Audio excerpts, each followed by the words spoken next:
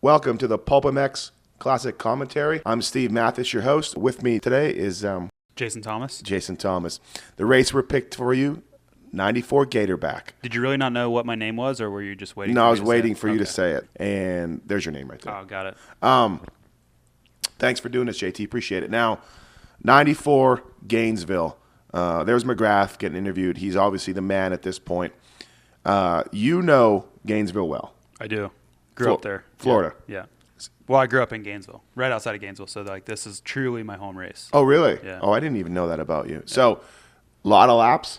Yeah. I mean, they don't have. They only had like 5 races maybe there a year, so it's not like I got to ride there all the time. But Right. I never missed a race there when it was there for sure. Yeah, now we're going through some highlights of the Supercross season. Now, Gatorback for years was the opening round. It was in between the middle of the Supercrosses. And as a mechanic, I think I had to do it twice, where you stopped what you're doing indoors to get ready for the outdoors. Yeah, it would usually be in between Atlanta and Daytona. Right. And and then you wouldn't go outdoors again for another month or so, or another couple months. Yeah, till Mount Morris, like Memorial Day. Right. So it was a little bit of a stretch to get ready. There's Brian Swink, Team Suzuki, factory Suzuki rider back then. The man back, Stanton, LaRocco, we saw Kordowski. He won the title. Excuse my voice, by the way. It's really froggy. Sick. Moto 1's on the line, 250cc Classic, Gainesville. Oh, there's Coops. Coops is coming back and making a sort of a semi-retirement. Probably only going to land on 3 or 4 people. Don't be hard on. He was fast. The tragedy of him not ever winning a Supercross is pretty bad. Yeah, and here we go. Gate drops. So, okay. I say gate drops because we mark it that way. Fast first turn. Gainesville, from what I remember, and there's Kordowski and Swink.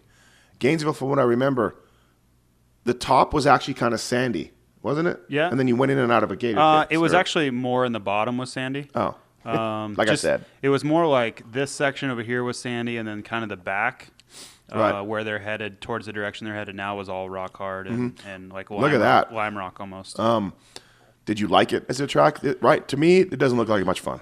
When it's like this, like late in the day, no. But like practice in the morning, if you were in a morning moto, that track was awesome. And you have to help me out here. I think the elevator is coming up. I still got a little bit to go for the okay. elevator, All right. but there's this drop off right here was pretty brutal. A lot of people used to break their wheels just dropping off this. Where, thing. right here? Yeah, right there on that hard landing. Yeah. They would build that up and take it. You know what I mean? Sometimes it would be really big right there. And not so good. This is out by the parking lot, kind of. Yeah, that's the long sweeper right there. Which the first lap, if you got a bad start at the national, was you're just riding blind all the way around there. It's always so dusty. Jimmy Button, first year on a 250 JT gear, actually doing pretty well riding 250 outdoors. Yeah, had he just come back from Europe? Hadn't been there yet. Hadn't been there yet. Look Okay. at Kordowski. Yeah, that's pretty sketchy right there. No, he actually went the next year after this, I believe. Okay. Yeah. So he was kind of forced without a ride. Now you were at this race, this very race we're doing. Yeah, I was actually running score sheets for AMA at this race. Talk a little bit about that. What was the deal?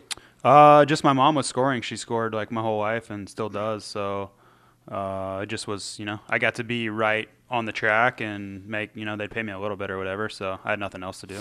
I was like, I'm literally on the right. If you could pan to the right 5 feet, the score is right there. I'm standing right there watching right now. Oh, really? Yeah. And what would you do? Just, after each qualifier and after each moto, all the score sheets, I would take them from the scorers to the AMA truck for, whatever. How old were you? At this stage right here, This is 94? 14. I'll be 15 in like a couple months. So you got to hang out with these guys. Whoa, Button.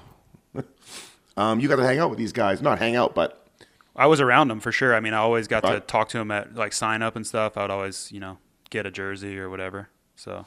And some of these guys knew who you were after a while? Yeah, like some of them were super cool. Like Doug Henry'd always kind of, you can tell if somebody remembers you or not, when you talk to them. And I was always pumped on the guys that actually showed that they, because, I was at a lot of races each year. So right. over the years, and I'm the same way now. If I see the same kid over and over, I obviously remember who it is.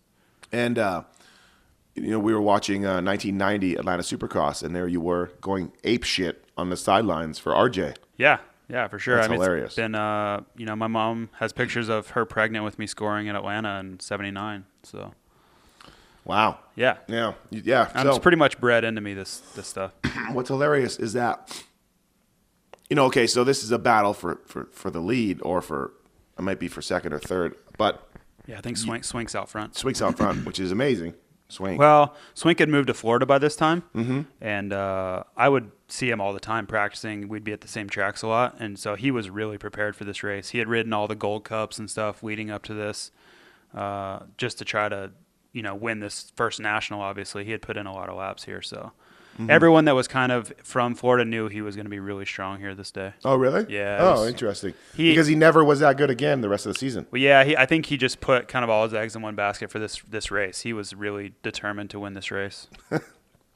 Yeah, it's a very weird deal where he sort of just comes out of nowhere, because he'd been struggling a little bit, Yeah, it's one of those things. I mean, you look at people who've spent tons of time practicing for a national at one track, like Tommy Week this weekend. Right. Obviously, not to compare Brian Swink and Tommy Week, but Yeah.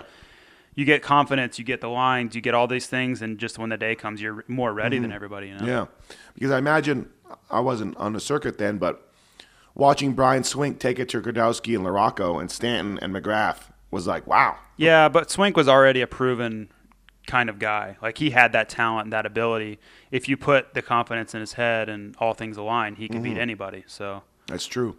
So what do you remember from this day? What like? I remember at this point thinking, wow, he's literally going to kill these guys. Like, it was kind of like I knew he was ready, and it was everybody in Florida was kind of like, oh, you think, because Swink had recently moved to Florida, so Yeah. it was like a superstar moving 30 minutes away. So I was like, wow, he's actually going to do this. He kind of got derailed a little bit, Swink, later on, but at this point he was still one of the guys, but very talented. Yeah, one of the most talented guys of his era, easily. And you had told me that Button was always friendly to you? Yeah, Button was cool. Not so much at this point. I would never see him, but back when he was on DGY, when he was on 125s and stuff, he was always a nice guy. Funny how that stuff sticks with you, huh?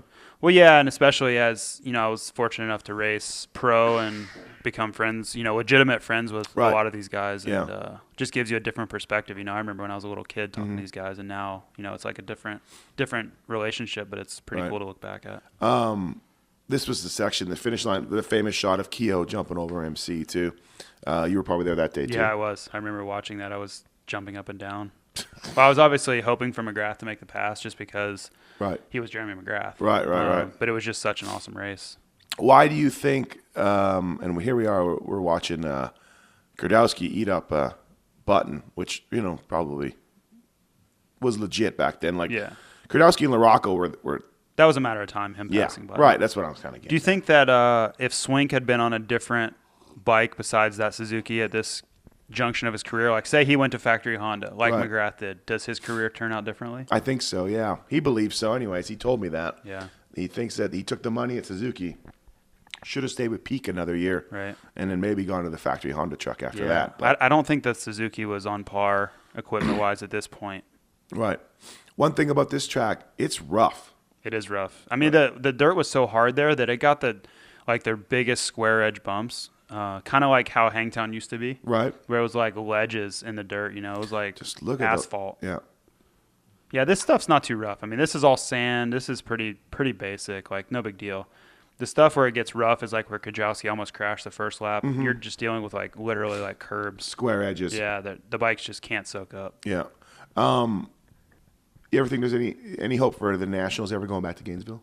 I don't think so. It was just kind of cursed. Like, it was the wrong time of the year, and unfortunately they didn't prep the track. As you can see here, it's just incredibly dusty, and they just kind of they had the date working against them, and then the track prep was just so bad that I think the MPG now, how's it ever going to come back?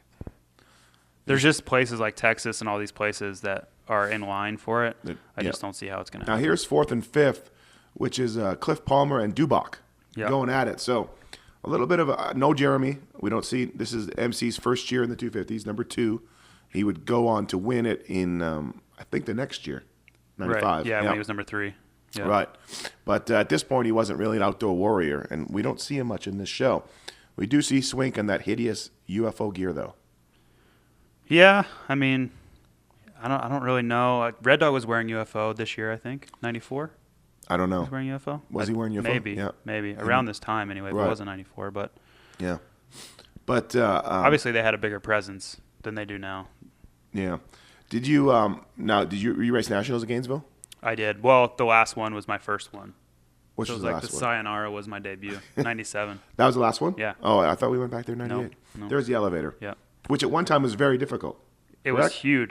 The first time I ever did it was September, October of 95. I was in B class, and I jumped it. It was huge. Kind of like a Really, mini really Larocco's big. Leap, right? Like same sort of deal. You're jumping up a Yeah, hill. yeah, it was massive though. Like it was big.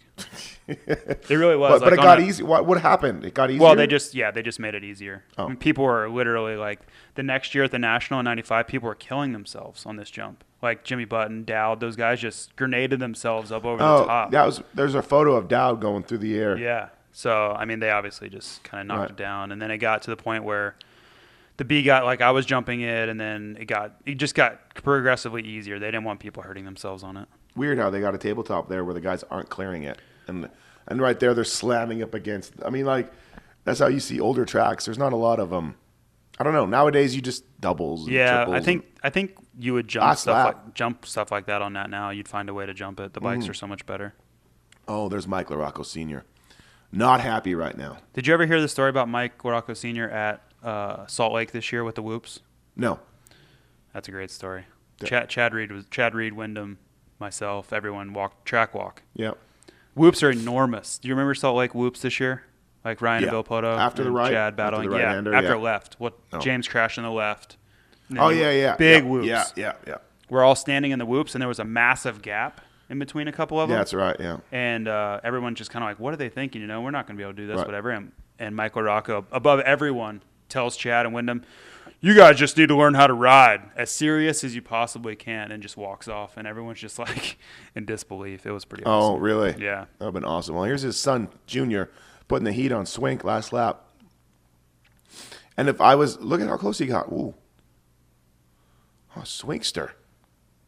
Yeah, Swink's not having it, though. This dude was ready to win this moto. Right, Lily. Yeah, like you said, right? Rocco's probably so pissed at this fading guy. Well, you know Rocco thinks he should win this moto right now, no matter what. Right. You know. I do like the car going on the freeway You right like there. that? Yeah. There we go. We used to, before my first national ever, I used to go sit on that road and just stare out at the track and be like, this is where it's going to happen. I would. Getting back to Salt Lake, same track that Chad was on the podium and said, I don't know who built this thing. They must have took a smoke break, drank some beers, and then came back. Yeah. Well, this is the same section. Yeah. This is where LaRocco tells Right. Kevin Wyndham and Chad Reed that they need to learn how to ride. Right. Yeah. I mean, I understood for me, yeah, maybe you're right. But telling them is kind of... Right. Those are everyone's two just pretty kinda- good riders. Yeah, I was just kind of like, all right. All right, guy. When I helped out Denny Hartway get felled, I had my run-ins with Mike Sr. Yeah. And not a fan. He reminds me of my dad a lot when my dad was gnarly. Like when my dad was, Right. 15, 20 years ago. Gnarly or like just stupid? Not stupid, just, Yeah. abrasive and, Right. very outspoken. Hey, what kind of fans would they get at Gainesville? Looks packed. Yeah, I mean, it was freaking out over a lot of people there. I mean, it was Florida, so a lot of people ride in Florida, a lot of people there. And you could draw from Alabama and all these other places too. And I remember when, here we come, up to the finish. I'm going to go down here, drop down into the pit. Doug Henry crashed right around here somewhere on his four-stroke. Couldn't start it. Timmy said he went in that pond one time. He did. I watched it. Really? Yeah. His front wheel was laying in the water. And the finish line, Brian Swink, winner, opening moto. Could have laid some heavy odds in Vegas that would not have happened. Morocco very pissed right now. There's Kudowski. I think he's probably a little more pissed. Talk to me about Timmy going in that water.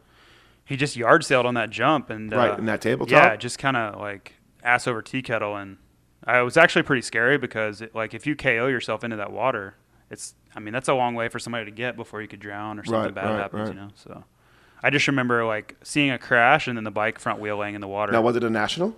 Or was it just a? I want to say it was. If it wasn't a national, it was like a Winter Am or something. Really? Because they just don't have races there very often. But I think it was at a national. Now, we don't have the audio here, but I watched this race. Swink basically says, everybody thinks that I fade a lot, but I wanted to show them today that I don't fade. Yeah, but the second moto, Ooh, he has to live up to yeah, that. we'll get to that. Yeah. Those sweatbands, he's wearing the JT sweatbands. Those are like from the mid '80s. So I don't know where he got that from, but Probably the mid 80s. I always felt Swink was one of the guys that should have been better, and probably he thinks so too. You know that? Did you ever listen to that podcast I did with him? Yeah, I did. Ooh, I felt bad for him. Yeah. I mean, I've known Swink a long time. I used to ride at his track. One of the first Supercross tracks I ever rode on was his before I turned pro in like '95. right.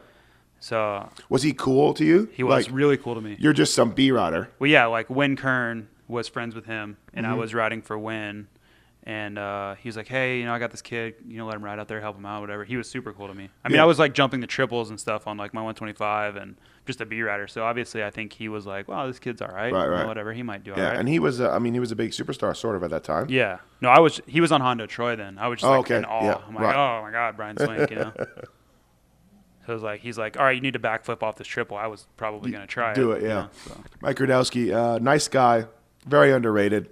Not a lot of flash. Yeah, we were talking about that earlier. I Right. just feel like for as much as he won in titles and races, There's nations and no stuff. one talks about him. No. He's never in the discussion of top riders of all time or anything. No. guy I believe he's got four Supercross wins to his credit. Yeah. 3 of them at Daytona. Yeah. The guy was good. I mean, there's no doubt. So obviously, outdoors was more his thing, but Right. he's a great rider. Second moto. We're gate drops. Here we go. Button again. 31 would be. Oh, Junkyard. 31 Brooks. Might be. Yeah. Or Kyle Lewis. That's a good question. It looks more like Lewis's riding style. Real fluid and smooth then? Is that what you mean? Yeah, here we go. So look at the. Oh, it's just dusty. Dude, if you're buried back there, look at the Junkyard Dog. And he would go later on to get a factory Yamaha this year. Yeah. After Mike Craig quit or got fired or Like whatever. one Millville, I think. Yeah. Too. Yeah. It was cool when I was a kid. I went to Florida with my dad, practiced at Croom Sand Track, which is famous. I live right by there now. Yeah, and it was like a national when we were there. I mean, there was Stanton testing, and I don't think RJ was there, but all the Suzuki, Yamaha factory guys, they just went there and tested and rode sand, right, all together. And, Yeah. Well, there used to be a campground next door called Tall Pines, and literally everyone stayed there in the winter. Oh, really? Everyone. And you used to ride your dirt bike across the road over into Croom and go riding all day. Oh, yeah? Wow. But Tall Pines is now a hotel, so that that whole Right. Well, there was a Holiday Inn there. Yeah.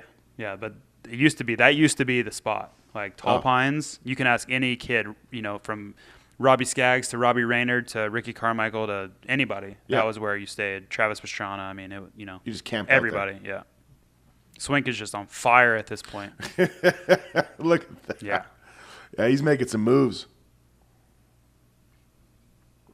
I like Button. God, he was big. I like his gear though. Yeah. That JT stuff looks pretty cool. Yeah, for sure. Oh, just giving the boot to Dowd right there. Damn, huh? And look at Stanton. The first time we seen him all day. Yeah. He was on his way out. I think this was his last year. Yeah, he was over the hill at like 24. Right. And I think he was just disgusted with getting fifths. Like, disgusted. Yeah, it's just amazing to me how old they thought they were at this point. Right, right. They all did. Yeah, I know. It was just the culture of it. Like Kidrowski told me he retired because Lunas told him he sucked. And he'd finished like 5th or 6th overall at the end of the season. if I retired every time somebody told me I sucked, I would have never started. It was a different time. I guess the money wasn't worth it for these guys to stick around. But, yeah, Stanton, 26. Barnett was 26. Kordowski was 25. They're done. Yeah. I mean, they say the money wasn't good enough for them to stick around. They were still making pretty good money. Right? Guaranteed. Well, I don't understand why, nowadays, guys just, if you're in the top 10, you can pretty much just keep riding. Yeah. Well, the money now. The money now in the last couple of years is terrible, but. Okay, but, Yeah, 5 years ago, it was really good. Right. But I guarantee you when the year Stanton retired, he still made pretty good money. Right. And he could have kept making pretty good It wasn't money. like he was just not going to have a ride 21 or is something. chicken. Yeah. Yeah. On the NCY. And he is really close to being done. I think after this he goes to Japan. That's it. Yeah. 94 is his last year. Ron Heben was his mechanic and said that Chicken had one bike and that's it. So he would fly home, not ride all week. How can he have one bike? I don't understand. That's what he had. That's what Ron Heapin said. They had one bike. I don't get that. The guy made really good money at Cali. He won races. You know what I mean? There's no way you can have one motorcycle. How many riders want to go out and put the effort and buy their own bike? That just doesn't happen. NCY gave him one motorcycle. I don't know. You know what I mean? I understand what he told you. Right. I just don't know how that's logistically possible. Hold on. Swink's We're winning? going racing. Swink's He's winning, yeah. But he falls apart. Well, don't ruin it for everybody. It's just such a tragedy. They decided we're going racing. Oh, what do you guys have? We have one motorcycle. Oh, okay, sweet. See you at Anaheim. Perhaps Chicken sold the other one that he got for, for money. I don't know. Oh, okay, put that for money.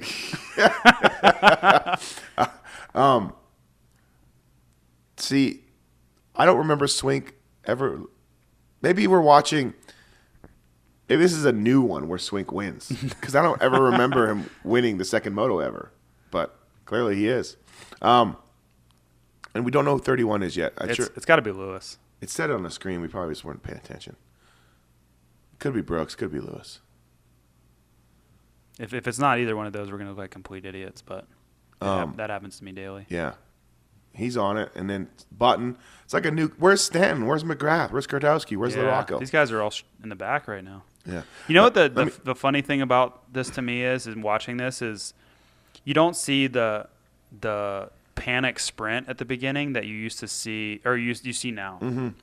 Like you would never see like the top 6 or 7 and not see Villopoto or Dungey or Chad because or they go balls out. Yeah, they're going nuts right now to get to the front. It's just the way the racing has just changed. No. This is almost like GPs now. You know what I mean? It's hang back, get to the front slowly, and then. No, you have a point. You're totally right. The one of the great skills that I know Reed has, because I've seen it 100 times, is he can turn a bad start somehow into a 4th place by the 3rd turn. I think James Stewart is the best in the sport at doing that, just making crazy moves the first lap to get to the front. Right. But Chad kind of smarter about it, but those guys are just great at it. Like they see holes and know how the track's going to flow and know where to go, and it's definitely a skill.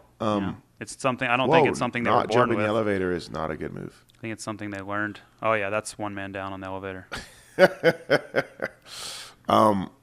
That's what you said. It happened the next year, but it was this year. It happens next year too. I think it happens. Look, he's getting up pretty good. Yeah, his bike is demolished. So you see his clutch lever; it's facing a completely different direction. No, I didn't notice that. Yeah, he's done. Oh, also the pain's setting in now. Look at his clutch lever. The pain is starting to set in. He's wishing his flight was in like 40 minutes. Oh, we're not going to see it. Chicken barely makes it. Oh yes, right over the bars. Oh, that's got to feel good. Nice and soft landing. I've done that before. Not that fun. Hey, give me your fondest. Look how soft the suspension is too. All these guys, their forks are crazy soft. Okay, here finally comes the Rocco. Finally. Yeah, but it just didn't seem like you had to then. Right. Like you knew these guys were coming. It was just like a matter of time. Right. Yeah, I'm coming. Just give me a minute. Give me your fondest Gainesville memory. As a kid watching what do you think of when you think of Gainesville? The year I went pro, I won Mini Olympics, the motocross, and kind of like I beat a bunch of good guys, Ernesto, Nick Way, all these good guys, and I nobody expected me to win. Seller. Oh, Button. Yeah, Button's hurting. Where's Aaron Bays right now? That's probably my fondest memory. I came out hole shotted and just walked away in the motocross moto. Uh-huh. That's probably it. Okay. I wasn't really thinking about one centered around you, but give me, as a kid, as a fan, a Gainesville moment. As a kid watching. Was there something that...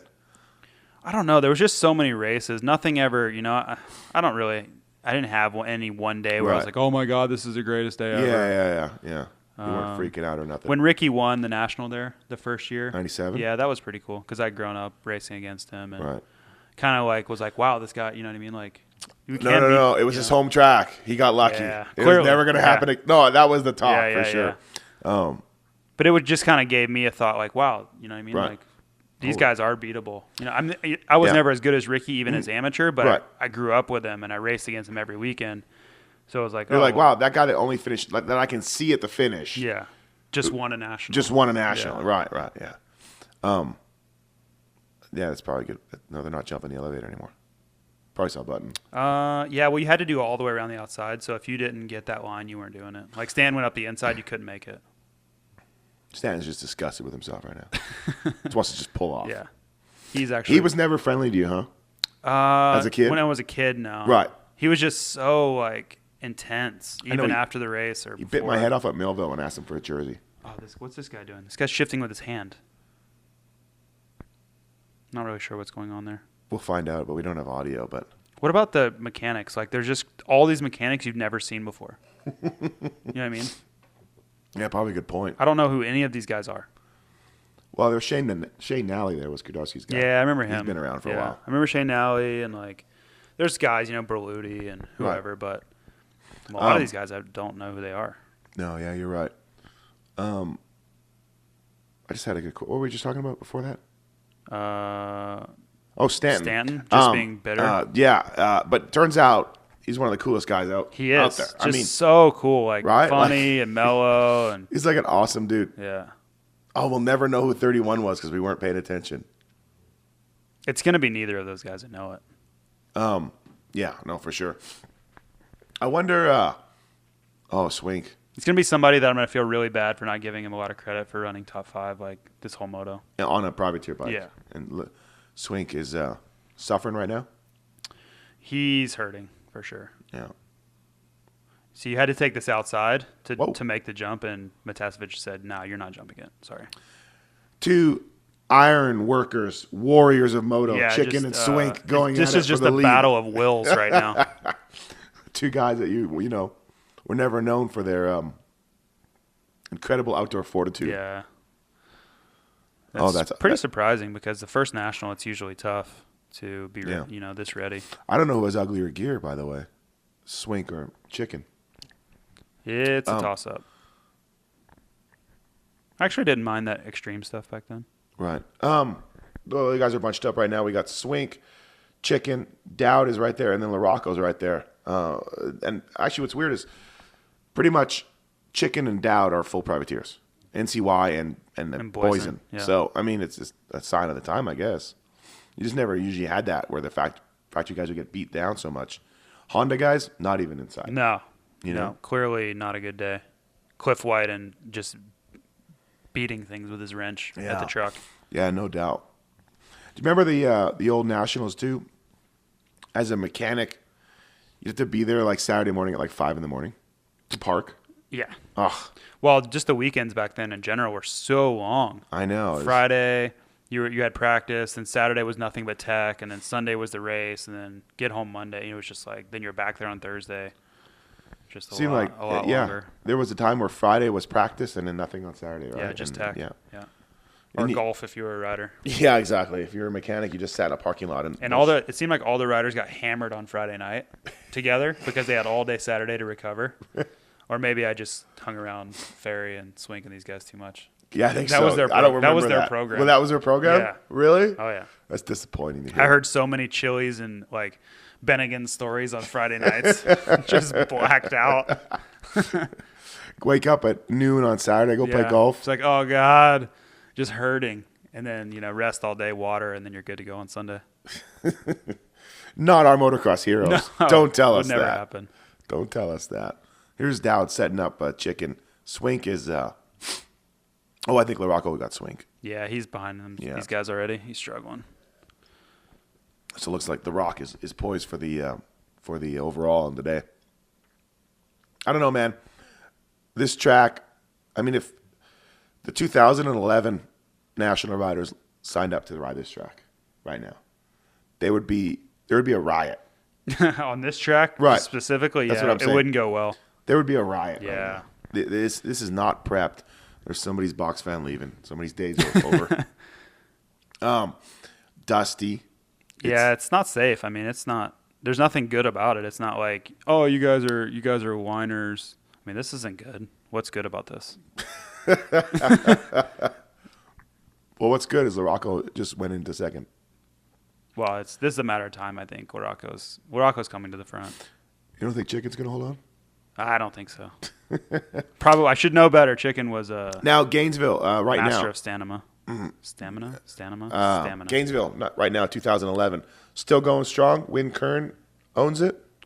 He does. Yeah, he bought it quite a few years ago. Uh-huh. But they take way better care of it now. They at least do prep and have it. They like the problem was is Gatorback had no equipment whatsoever. They didn't have equipment, so Really? they didn't go work on it during the day. They just watered. They had hoses, and they would just water the crap out of it. The muffin. Yeah, water it the crap out of it and make it muddy, and then leave it. That was it. That's all you got all day. So wow. like Troy, Ohio used to be. Right. You just get watered, and then that's it. Do you ride there at all ever? Not now. No, Nope. I haven't been there in a long time. It's always like bad weekend. I'm never there. But it's still around. You think? I wonder if it's still like the same layout and all that. Yeah, it's really close. Oh, really? Yeah, I mean, similar, very similar. There's, they change turns here and there, but Mini the big Olympics. sweeper's always there and elevators there. Mini Olympics still going strong. Yeah, that's a big event. A lot of people there. It's a cool event. Thanksgiving week and Yeah. Oh, chicken looking around. a lot of different disciplines of Supercross and all that stuff. They still do that? They still do Supercross? I think it's just Supercross and outdoors now. Oh, okay. It used to be scrambles? it used to be a TT on Monday, Supercross Tuesday, Wednesday, outdoors Thursday, Friday, and then a Grand Prix through the woods on Saturday. It was good. How did you It was do on the so Grand fun. Prix? How'd you do in the Grand Prix? I was always top 3. Oh.